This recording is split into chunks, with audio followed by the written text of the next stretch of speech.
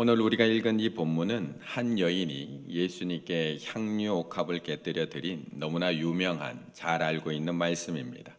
그리고 우리 교회에서도 지난 2월 11일 날 사랑하면 보이나니라는 제목으로 또 우리 성도님들과 함께 나누었던 본문이기도 합니다. 아마 다시 자세히 설명드리지 않아도 이 내용에 대해서는 아마 너무나 익숙하게 잘 알고 계실 것 같습니다. 예수님께서 십자가에 달리시기 못 박히시기 전 이틀 전에 예수님께서는 베다니 나병 환자 시몬의 집에 초청을 받아 가시게 됩니다. 그리고 그곳에서 함께 식사를 합니다. 그때 한 여인이 향유 옥합을 곁들여 그 귀한 향유를 예수님의 머리에 부어드린 사건입니다. 물론 그 자리에서 모두가 다 좋아했던 것은 아닙니다. 어떤 사람은 그 여인을 책망하기도 했지만 예수님께서는 그가 나에게 좋은 일을 했다, 그가 나에게 좋은 일을 했다라고 그 여인을 칭찬한 이야기입니다. 그런데 우리가 이 이야기를 어떻게 이렇게 잘 알고 있는 것일까요? 어떻게? 물론 교회를 40년, 50년 다니시면서 이 본문의 설교를 자주 들은 것도 있을 수 있습니다. 하지만 우리가 이 본문에 대해서 다른 본문에 비해서 훨씬 더 잘 기억하고 있는 이유는 오늘 이 본문이 어제 성전 청결 사건과 마찬가지로 사복음서 모두에 소개되어 있는 본문이기 때문에 그렇습니다. 누가복음에서는 7장, 마태복음에서는 26장, 요한복음에서는 12장, 그리고 오늘 마가복음에서는 14장, 사복음서 모두에 기록되어 있는 본문. 물론 내용적으로는 조금씩 차이가 나고 있습니다. 어느 본문에서는 이 향유 부은 여인의 이름을 밝히지 않고 한 여자라고, 한 여인이라고, 또는 죄 지은 한 여자라고만 이야기하고 있지만 요한복음에서는 마리아라고 정확하게 이름을 불러주고 있기도 합니다. 장소에 있어서도 조금은 차이가 납니다. 누가복음에서는 바리새인의 집이라고 표현하고 있지만 마태복음, 마가복음에서는 베다니 나병 환자 시몬의 집이라고 정확하게 밝혀줍니다.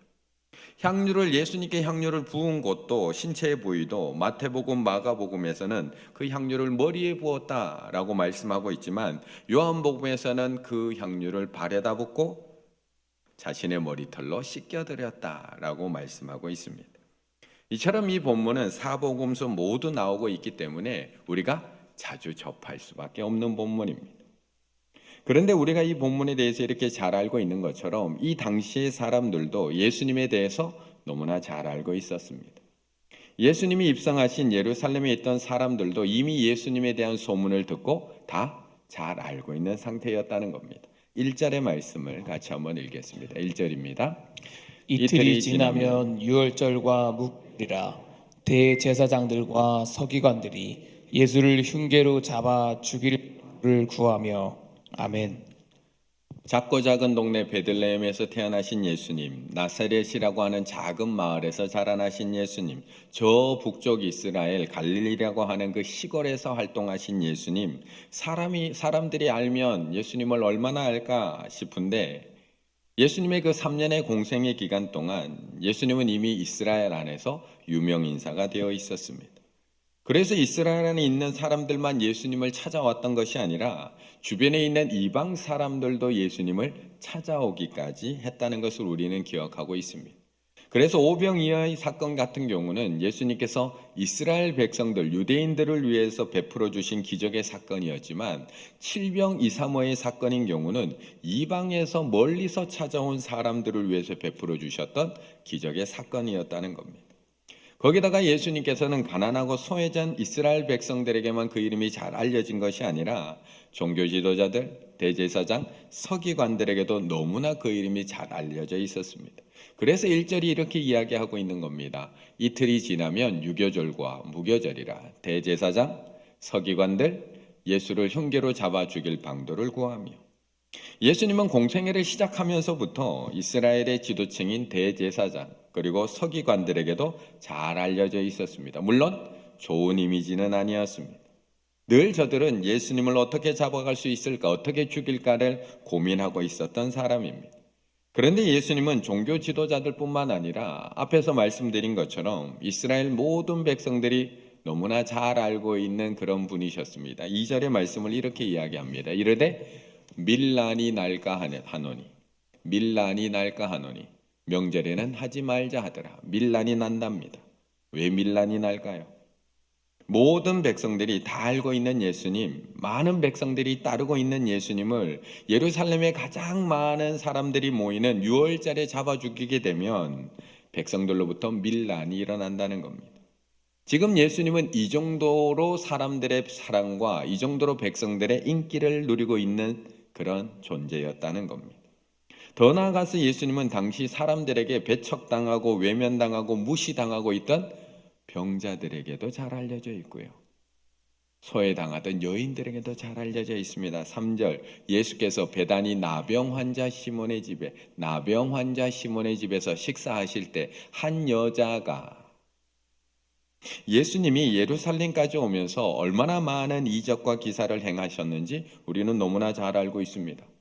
성과촌에 두루 다니시면서 회당에 들어가 복음만 전파한 것이 아니라 그곳에 있었던 귀신 들린 자들을 고치시고 병든 자를 치유하시고 죽은 자를 살리기도 하셨습니다. 말씀을 듣고자 나오는 사람들에게는 하나님 나라에 대해서 가르쳐 주신 것으로 끝난 것이 아니라 배고픈 그들이 그냥 돌아가는 것이 안쓰러워서 5병이요 7병 이상의 기적을 통해서 그들의 배고픈 배를 채워주시기도 했던 분입니다. 그러니까 예루살렘까지 오는 동안 쉬웠을까요? 어려웠을까요? 거리마다 예수님을 보기 위한 인파들로 차고 넘쳤다는 것을 우리는 너무 잘 알고 있습니다. 삭개오가 왜 돌무화과 나무 위에 올라갔던가요? 사람들이 많아서. 예수님 한 번이라도 보고 싶은 삭개오는 사람들에 가리워서 그래서 뽕나무 위로 올라가고 말았습니다. 예수님의 만지심을 받기 위해서 맹인 바디메오는 다윗의 자손 예수여 외칠 수밖에 없었고요. 그의 옷자락을 한번 만져보고 싶은 한 여인은 목숨을 걸고 예수님을 만지기 위해 예수님을 따라갈 수밖에 없었습니다. 오병이어와 같은 그런 놀라운 기적을 행하셨을 때도 모든 군중들이 달려와서 예수님을 왕으로 삼으려고 했고 예수님께서 예루살렘에 입성했을 때도 조용히 입성하셨나요? 백성들이 거리로 나와 호산나 호산나 환영을 맞으며 입장할 정도로 유명하셨다는 겁니다. 이 모습을 노진준 목사님은 이렇게 이야기합니다. 하지만 이제는 다릅니다. 비범한 면을 보이기는 했어도 얼마 전까지는 그 평범했던 형이던 사람이 갑자기 세간의 주목을 받고 처음에는 욕하고 비웃던 사람들조차 왕을 삼겠다고 흥분하는 모습을 볼 때 너무나 신기했습니다. 특별히 6월절 명절에 예루살렘에 다녀온 후로는 단순히 동네 유명 인사가 아니라 이스라엘 국가적인 유명 인사가 되어버렸습니다. 갈릴리 지방에 다시 돌아와 오병이어의 기적을 베푸셨을 때는 사람들이 예수님을 우리가 오랫동안 기다려왔던 선지자라고 부르기도 했고 모세와 같은 위대한 지도자라고 부르기도 했고 이스라엘 왕으로 삼으려고 했습니다. 그러니 지금 베다니 나병 환자 시몬의 집에 식사할 때 모르는 사람 없습니다. 그 높은 자리에 앉았던 대제사장들, 서기관들도 예수님을 알고 있었습니다. 백성들도 예수님에 대해서 너무나 잘 알고 있었습니다. 심지어 인간 취급받지 못한 채 성 밖에 쫓겨나가 살아야 했던 나병에 걸렸던 시몬과 한 여인이었던 마리아도 예수님에 대해서 잘 알고 있었다는 겁니다. 이처럼 예수님은 다 알고 있는 존재였습니다. 그런데 참 신기한 것은 알기는 다 아는데 우리가 예수님에 대해서 알기는 다 아는데 예수님을 대하는 태도는 모두가 다 다르다는 겁니다. 4절의 말씀 같이 읽습니다. 4절입니다. 어떤 사람들이 화를 내어 서로 말하되 어찌하여 이 향유를 허비하는가. 아멘. 이렇게 유명한 예수님께서 이곳에 들어왔다면 모든 사람들이 다 좋아하고 환영할 것 같지만 그렇지 않습니다. 제가 어디 가면 저를 다 환영하고 좋아할 것 같지만 다 그렇지 않습니다. 병자들을 고치고 귀신 들린 자를 살리고 오병이어의 기적을 베푸신 예수님이 이곳에 들어오면 모든 사람들이 다 예수님을 반갑게 맞이하고 잘 섬길 것 같지만 그렇지 않다는 겁니다. 왜 그런 것일까요? 대제사장과 서기관들이 예수님을 죽이려 하는 것에 대해서는 우리도 다 충분히 이해합니다. 어제 우리가 살펴본 말씀의 내용처럼 성전에서 예수님께서는 저들과 직접 부딪히셨습니다. 성전은 청결하게 만들고 종교자들의 그런 수익 사업을 방해했고 저들의 죄를 만천하에 드러나게 했으며, 그러다 보니까 저들도 예수님을 죽이려는 흉계를 꾸밀 수밖에 없었던 겁니다. 그런데 제자들은 왜 예수님을 저렇게 대하는 걸까요? 왜?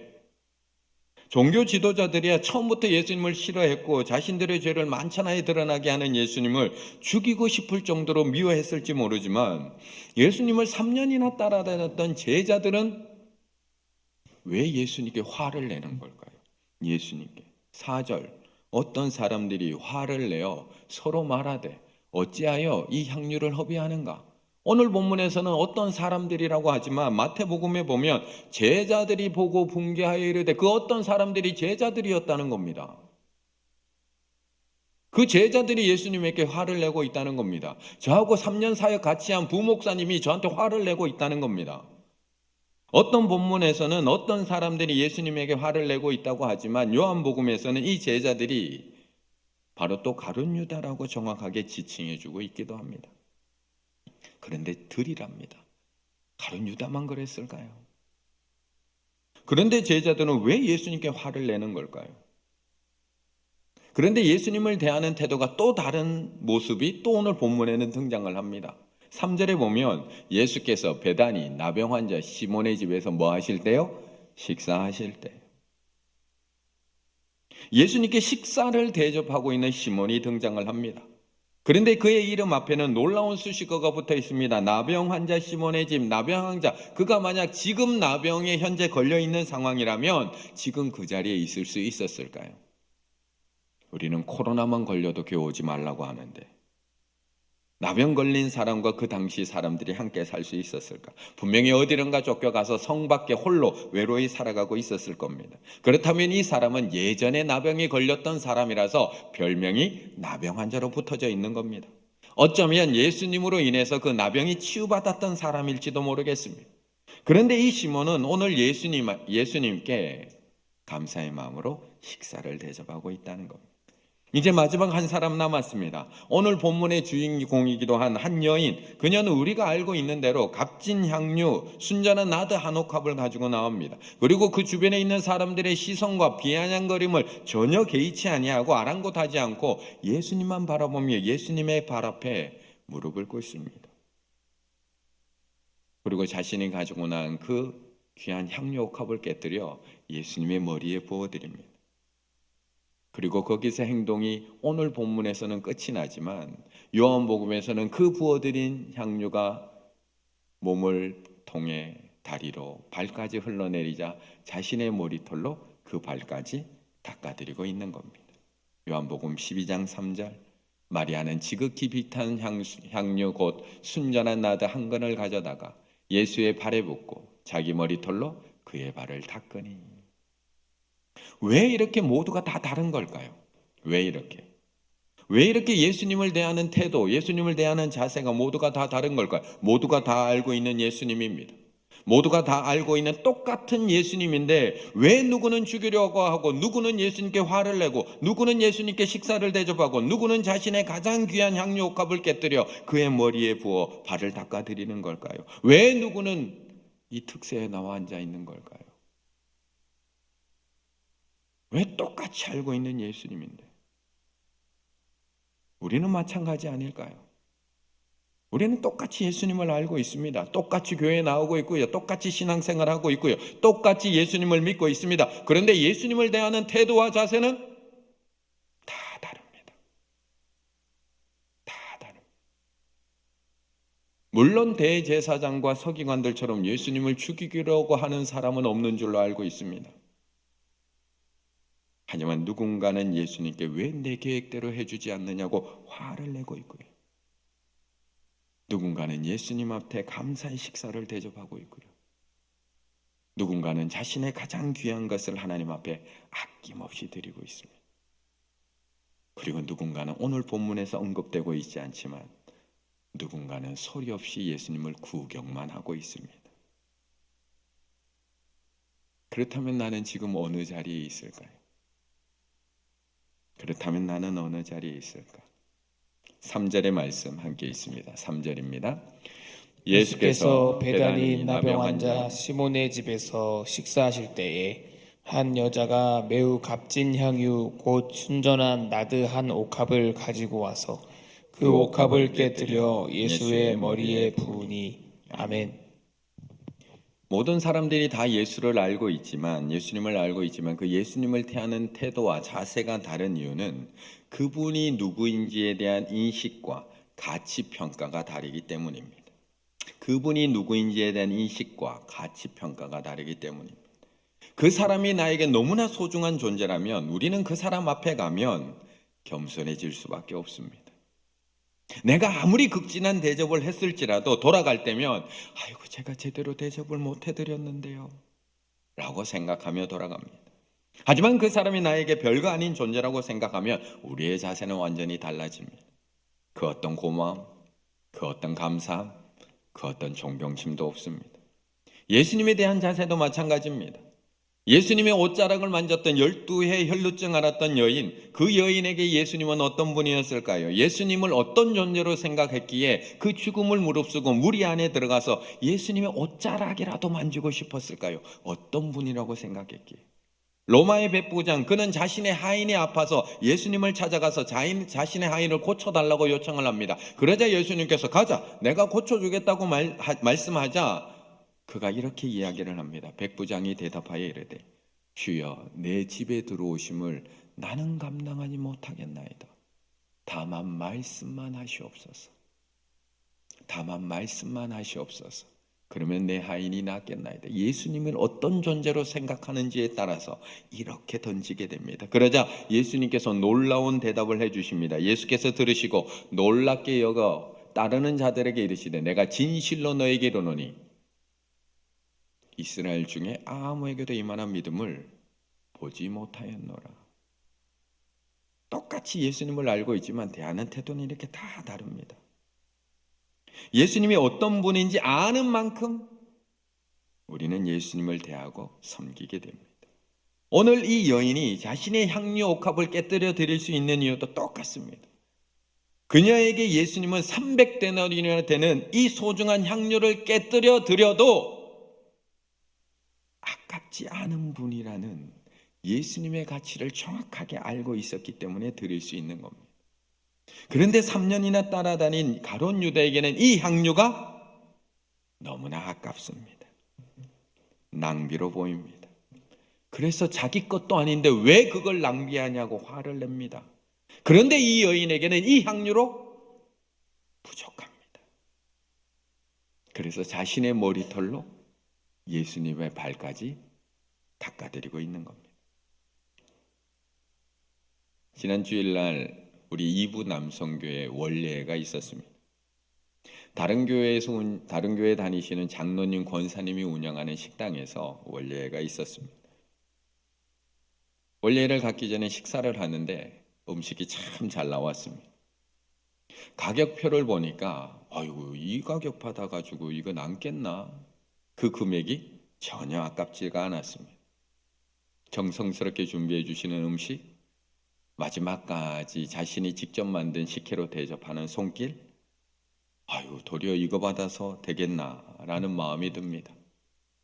그런데 어느 식당에 가면 아깝습니다. 내 돈 내고 먹기도 아깝습니다. 때로는 낸 돈 돌려받고 싶을 정도의 마음이 들 때도 있습니다. 이처럼 사람이 무언가에 대해서 아깝다라는 생각이 드는 것은 상대가 나에게 그만한 가치가 없다는 겁니다. 밥값이 아깝다. 영화비가 아깝다. 여행 경비가 아깝다. 시간이 아깝다. 노력이 아깝다. 상대가 나에게 그만한 가치가 없을 때 느끼는 감정, 아깝다. 그렇다면 예수님은 나에게 어떤 가치일까요? 어떤 가치이십니까? 측정하기 어려우신가요? 측정하기 어려우신가요? 내가 드리는 것이 아깝다라고 생각하는 딱 거기까지입니다. 딱 거기까지. 하나님 앞에 나의 한 시간을 드리는 것이 아깝지 않으신가요? 그렇다면 그만큼 하나님은 소중한 분입니다. 예수님. 하나님 앞에 나의 예배 드리는 1시간 외에 봉사하는 1시간을 드리는 것 조금 고민되시나요? 하나님 앞에 주일 헌금 드리는 것은 아깝지 않은데 11조 드리는 것 조금 아까우신가요? 그렇다면 딱 거기까지 예수님은 나에게 소중한 분입니다. 우리가 예수님께 화를 내는 가룟 유다를 보면 그렇게 안타깝게 바라보면서 나는 왜 이렇게 하나님께 드리는 나의 1시간이 이렇게 아깝게 느껴지는 걸까요? 왜 이렇게 하나님께 드리는 나의 헌신과 나의 헌금이 아깝게만 느껴지는 걸까요? 안내를 하기 위해서 1시간 일찍 나오는 그 1시간, 찬양대를 하기 위해서 1시간 일찍 나와서 연습하는 그 1시간, 미디어실에서 찬양팀으로 섬기기 위해서 나와서 하는 그 1시간, 하나님 앞에 예물로 드려야 되는 예물과 헌신이 왜 이렇게 아깝게 느껴지는 걸까요? 딱 거기까지입니다. 그런데 하나님은 우리를 위해서 조금도 아끼지 않으셨습니다. 우리는 신앙생활을 열심히 하다가도 문득문득 아깝다는 생각이 들어서 손이 멈칫하고 달려가던 발이 멈칫하고 드리려고 했던 마음이 멈칫하는데 우리는 하나님 앞에 이렇게 멈칫하고 있는데 하나님은 우리를 위해 조금의 망설임도 없이 아낌도 없이 우리에게 부어주십니다.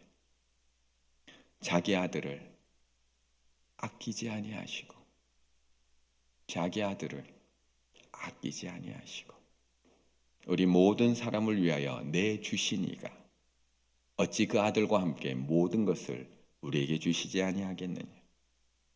예수님께 우리는 이만한 가치입니다.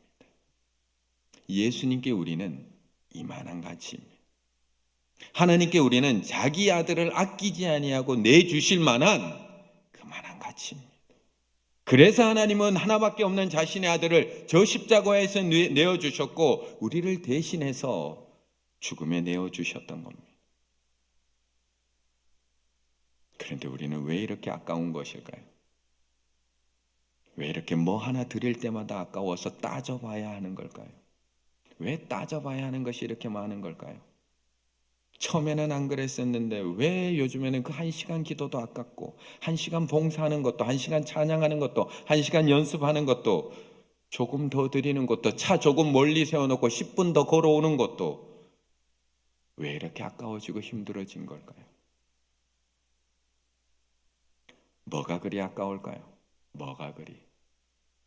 모든 것을 다 가지신 하나님이 왜 우리에게 물질을 요구하시는 걸까요?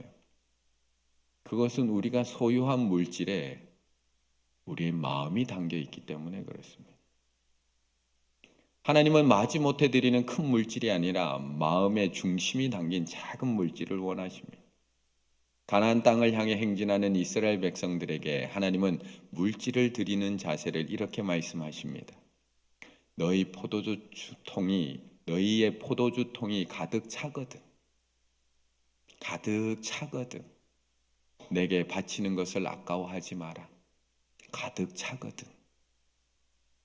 소유가 많아질수록 가득 찰수록 드리는 것이 더 힘들어진다는 겁니다. 내 것이라는 생각이 더 강하게 들기 때문입니다. 그럴 때 우리가 꼭 기억해야 될 한 가지, 풍성하게 채우신 하나님의 은혜, 이걸 누가 채우셨는지 풍성하게 채우신 하나님의 은혜를 기억하며 드리는 것을 아까워하지 않는 것, 그게 제일 중요합니다. 아까워하지 않는 그 마음에 우리의 중심이 담겨 있습니다. 하나님께 우리는 자신의 아들까지도 아낌없이 내어줄 만한 가치가 있는 존재들입니다. 그래서 하나님은 조금의 망설임도 없이 자기 아들을 내어주셨고 십자가에서 자기 아들을 깨뜨려서 그 보혈을 부어주셨습니다. 그렇다면 우리에게 예수님은 어떤 가치일까요? 나에게 예수님은 어떤 가치일까요? 나를 살리시고 나를 오늘도 풍성하게 채우시는 하나님의 은혜를 기억할 때 우리는 아까워하지 않고 하나님 앞에 모든 것을 드릴 수 있습니다. 이번 고난주간 하나님이 나에게 무엇을 아낌없이 주셨는지 저 십자가를 바라보며 기억하시며 나도 향유 옥합을 깨뜨려 하나님 앞에 드린 여인처럼 하나님께 내가 드릴 수 있는 최선의 것을 아낌없이 드릴 수 있는 우리 충일의 가족들 다 되시기를 간절히 바라겠습니다.